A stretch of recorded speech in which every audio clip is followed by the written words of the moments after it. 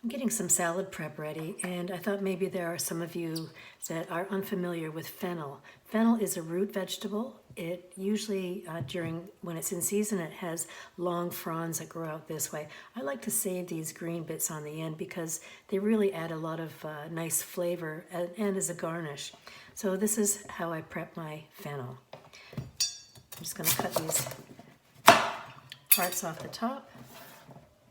And I'll keep these aside. Like I said, I'm going to use this as a garnish. I'm going to trim off my root end, any dark bits there. And then as you can see, it has an elongated shape this way. I want to cut it straight through that way. Fingers up, straight through, and straight down. Now, sometimes fennel can have a very large core here, so what you do is cut that out. I like the flavor of fennel. It's a nice light flavor. It's a licorice flavor, and I really like the crispiness of it as well. There we go. I'm going to save all these pieces that I've cut out, and I'm going to put those in my freezer in a bag and use those in my stock when I make a stock. So I'm cutting the tops off again. Like I said, I'm going to save these green bits for my garnishes. Cut off my root end. Okay.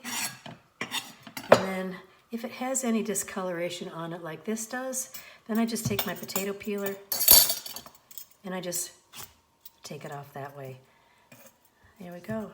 Now, remember, it's got the long way this way. It's got the round this way. So I'm going to cut through the widest part like that. There we go. Take out the core. Fingers are always up. You don't want to get them in there.